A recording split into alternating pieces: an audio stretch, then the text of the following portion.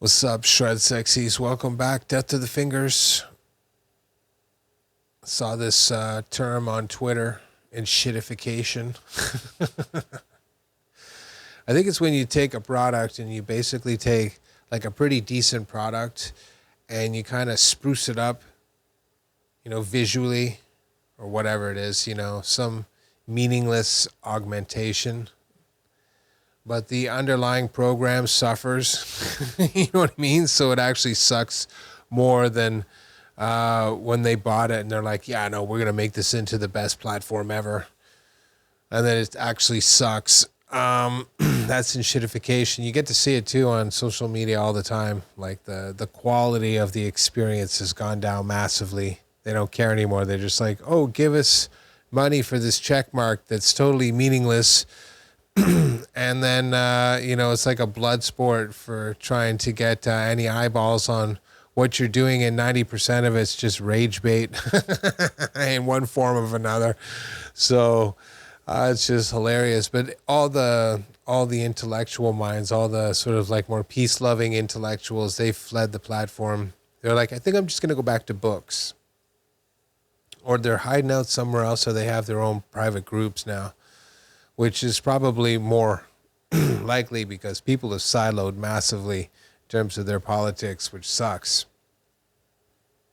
There was a time when you could just sort of sit with your enemy, sort of politically speaking, but still discuss an intellectual topic in some other regard, like literature or something, or some kind of analogy, and probably learn something profound. But now those people are like, I'll never talk to a MAGA person or whatever it is, or vice versa. I don't want some libtard get near me.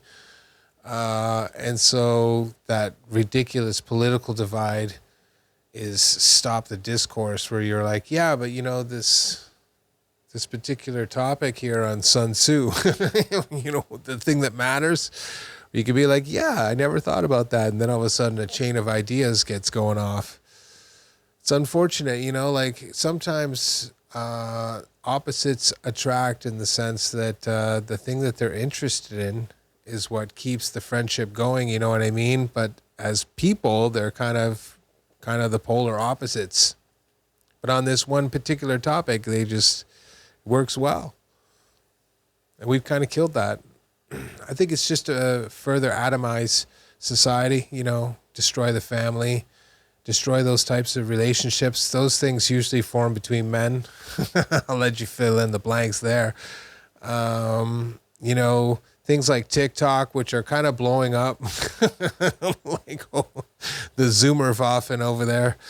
Those guys are just going crazy right now, pushing the boundaries. It's pretty crazy. So, who knows what's going to happen, but the enshittification of music and whatnot came immediately to mind, you know what I mean?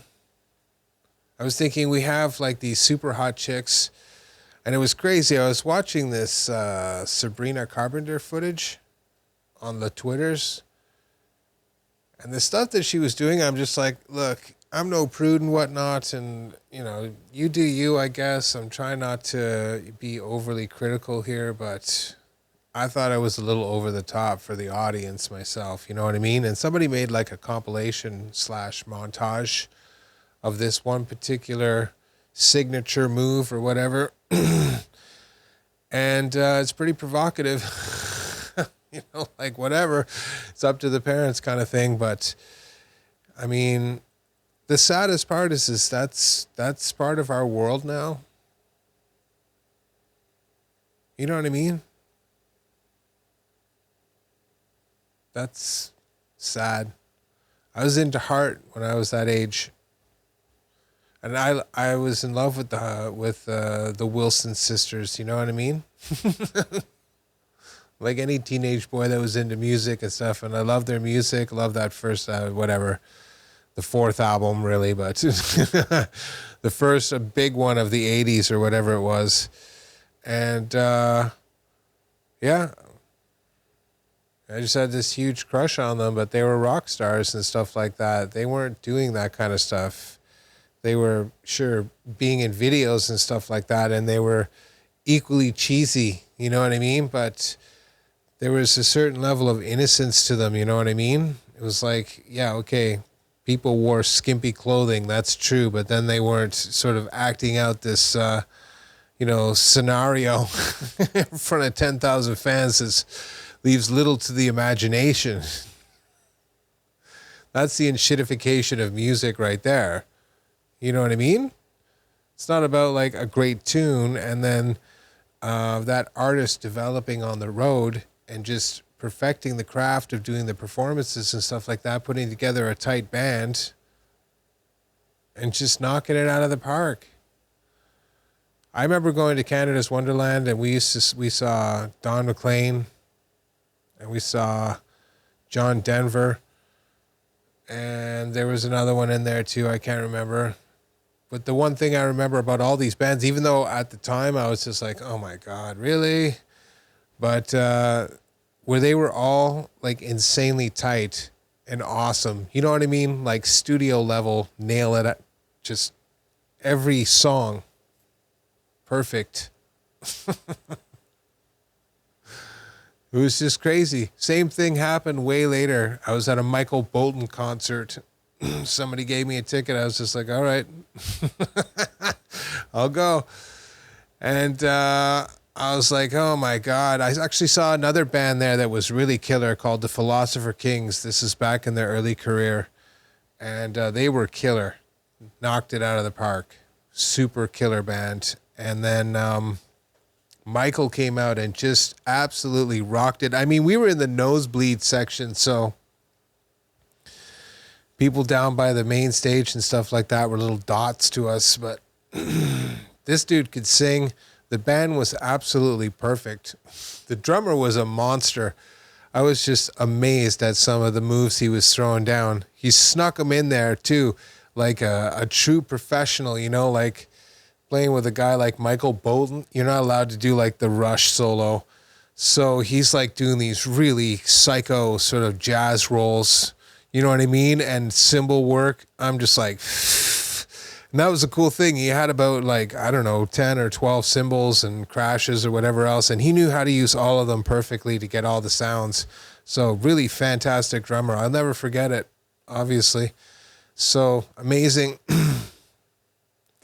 So that's what I mean. Like even back in those days, you know, when I was listening to Pantera and then I went and saw Michael Bolton, just because I was like, why not? You know what I mean? Like, what do you, somebody's like, come with me. I'm like, okay, sure. And I went and checked it out. And of course, I'm like, I'm not going to like this or whatever else. I'm kind of psyching myself out, but I'm there with my buddy and it's like, enjoy the moment. And then all of a sudden it ended up being really awesome. You know what I mean?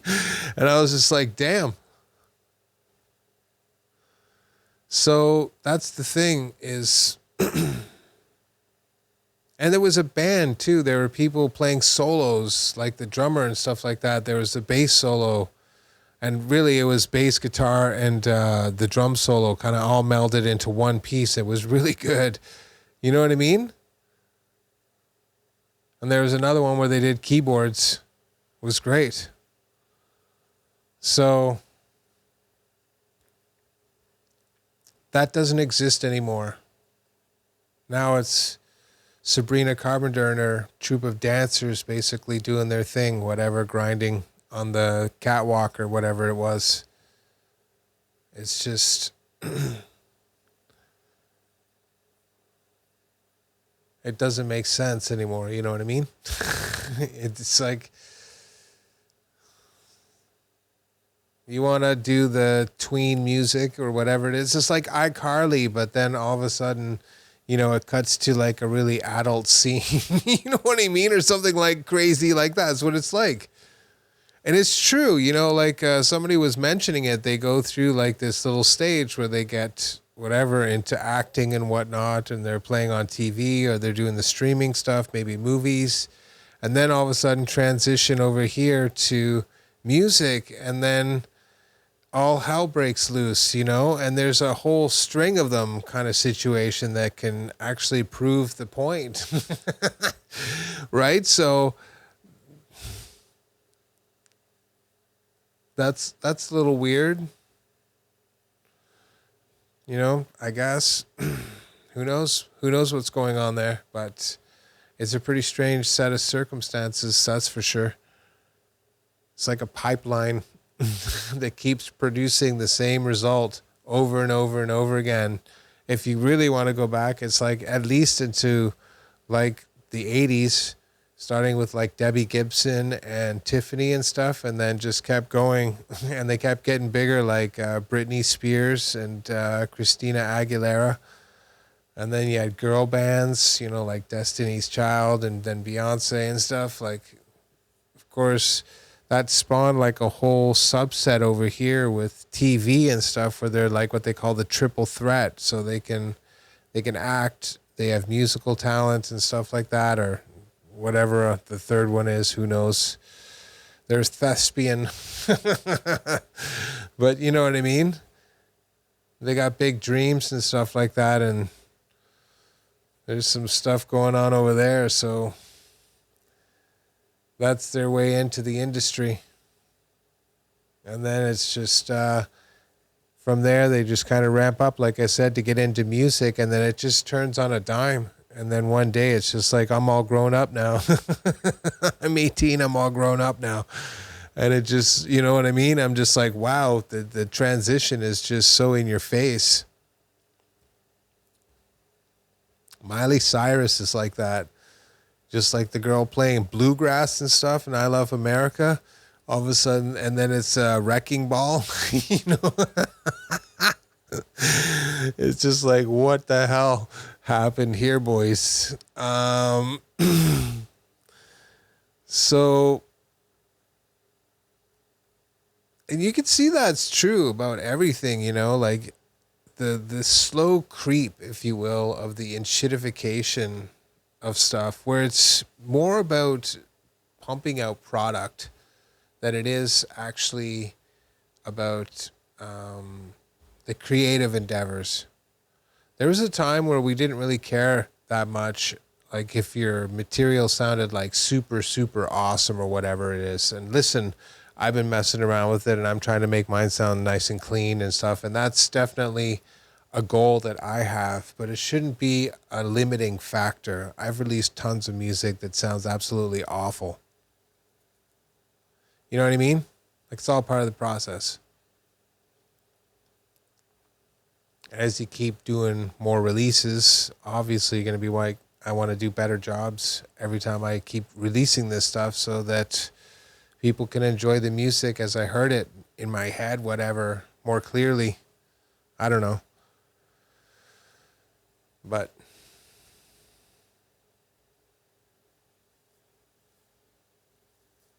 bottom line is when we started to be like, oh, listen, wearing costumes like Sleep Token is more important than having musical substance like other band X that doesn't wear a costume but is actually metal. You know what I mean? They're just ugly kids, you know? One's like this fat Mexican kid who's a guitar wizard, and, you know, like the 14-year-old skinny bass kid wearing a bandana, you know what I mean? Kind of goofy looking. Nobody cares. You listen to their music, you're like, damn, yeah. You know what I mean? And then all of a sudden you look at the picture afterwards, you'd be like, really? You're like, all right, boys, I'm on board. Absolutely. Tear my face off. And that was the beauty of it.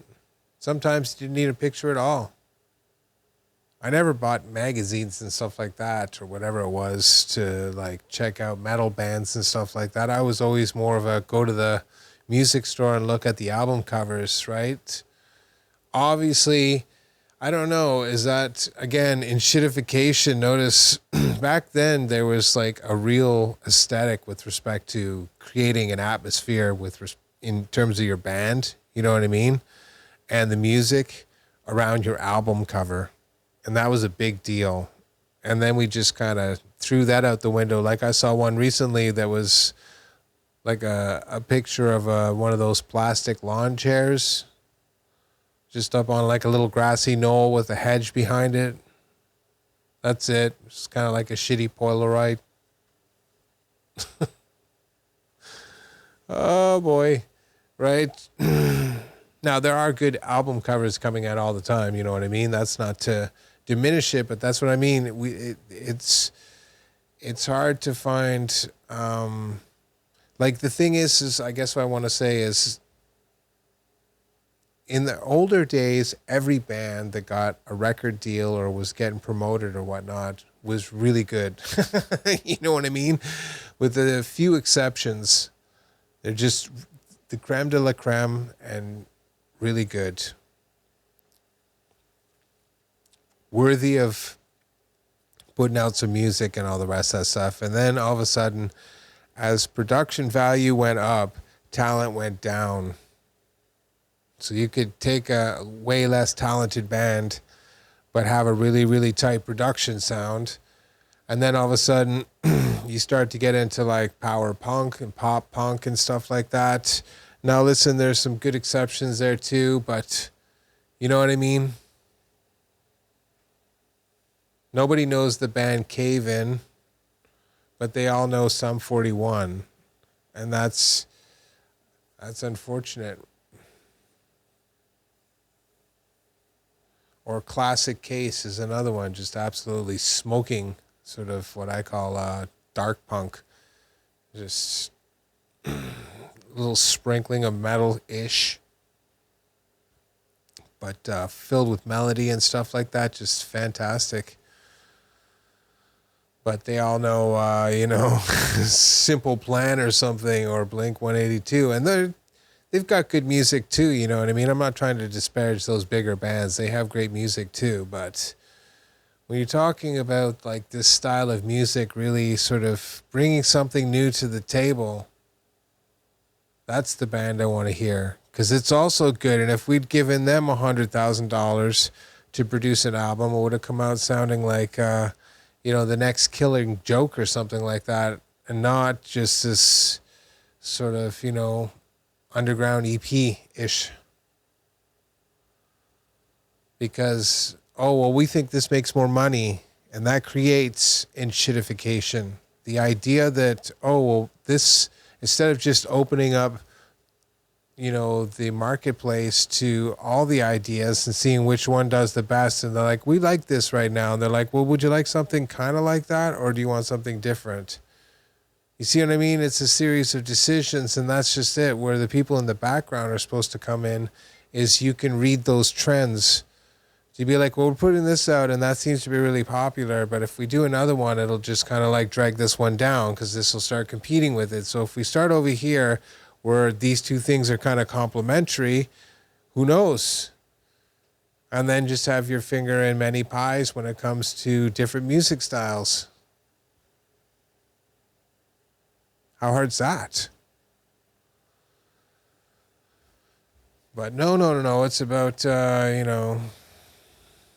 whatever else, some other worthless priority. Oh, we got to put out a video, and we got to do a press conference, and got to get driven around a limo so people, the paparazzi, can take pictures of you, but that costs $200,000. You know what I mean? It's just ridiculous. Not, here, let's take that $200,000 and invest it into real world sort of advertising. We want you to advertise advertise our music. Yeah, absolutely. If they'll take the money, or do an interview while we're over there and let people know that we're going to be coming over. You know what I mean? Just word of mouth like they did in the old days. That was the coolest thing. I watched a documentary recently on Iron Maiden, the early days, when the air guitar thing was going on. It's awesome because I had an air guitar just like that with my brother. This black one. We broke the neck, but we taped it up. That thing is legendary now. anyways, they're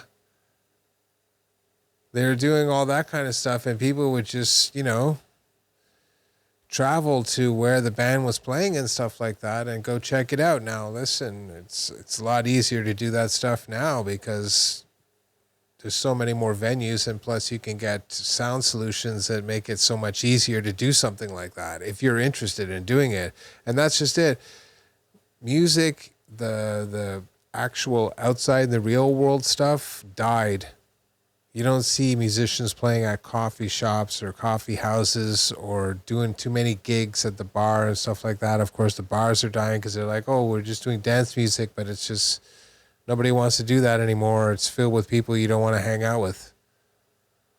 It's just getting weird. So that's just it. All of these sort of cascading negatives start to just drag the overall product down massively. And you're left with enshittification. It's like negative gravity for creativity and sort of customer satisfaction. The creativity goes down and the customer satisfaction also goes down. But you're supposed to feel better about it. Remember when they were trying to sell you all that crap and be like, oh no, this is a good movie, guys, for realsies. That's exactly what I'm talking about. That's enshittification. Oh, this is the next big thing in music, and you're just like, really? No. And you can insert whatever band there is. The most brutal one was those kids from Greta Van Fleet. They took a real shit kicking. Unfortunately, here's the thing, they cut way too close to home, but I bet you anything people were fanning the flames and they're like, just do it, just do it, just do it. You can do it. You can pull it off. And they found out brutally that you can't, you cannot, no, you could never do that, ever. It just doesn't make sense. But if you'd taken some of those influences, like how Lenny Kravitz did it, like in his early material, the first album, and sort of spun it that way, maybe not in that rootsy sort of like rock or whatever it is. Instead, more like the classic rock stuff with some Zeppelin overtones. That would have made way more sense. Like Wolfmother did, whatnot. They have a lot of different key indicators from famous or classic rock bands or whatever it is. You know what I mean? But they still sound uniquely their own sort of entity. So there it is. Unfortunately, it just destroyed them. But that's just it. You know what I mean? Like, enshittification also forces people into like these pigeonholes to try to compete where there's just no room to grow. How many cool albums came out when bands were allowed to just get experimental and stuff like that and just be different? The Beatles did it. Zeppelin did it. Sabbath did it. Priest did it. All the big ones did it. And they did it once or twice, sometimes even 3 times.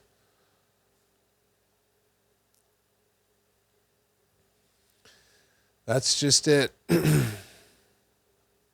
When you keep lowering the bar and stuff like that, not just in terms of like the quality of musicianship and the songwriting and everything. It doesn't matter if you're a good player. It only matters if you can make good music. You want to play great solos? The great solos have to be accompanied, if you will, by great music. That's why these solos are the best of all time, because the music that goes with it is so iconic in most people's minds. And sure, they've been brainwashed a little bit, but it's true. It's, you know what I mean? It's like perfectly mixed with just enough virtuosity and harmonic content to just take it right over the top.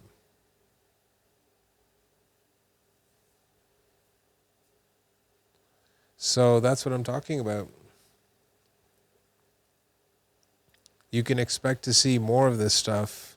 And what you have to do is become an island unto yourself and just sort of pull in and try to evaluate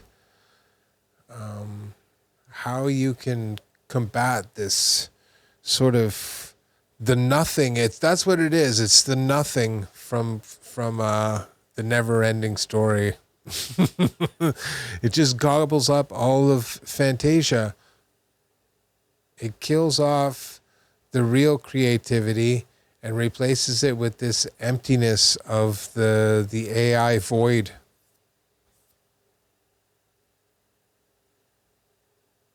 So that's not so good. But you got to basically start to steel your mind up to be like, I have to carve out my own space, my own sound, my own sort of shtick, your image, what you're trying to say, or the music you're portraying and whatnot. You have to sort of take it to an extreme. Work on the lyrics. Work on the artwork. Work on your logo. And start to really develop it yourself. Be like, well, what does it take to make a CD cover? And then do something like that. You know what I mean? Oh, I need you to do a runoff because I'm going to have, 500 CDs numbered. You see, that's the way to go. Small runs with respect to exclusivity, and then just sell them as hand-numbered lots that people can get on the internet. They come with some other sort of extra little thing, handwritten lyrics or something like that.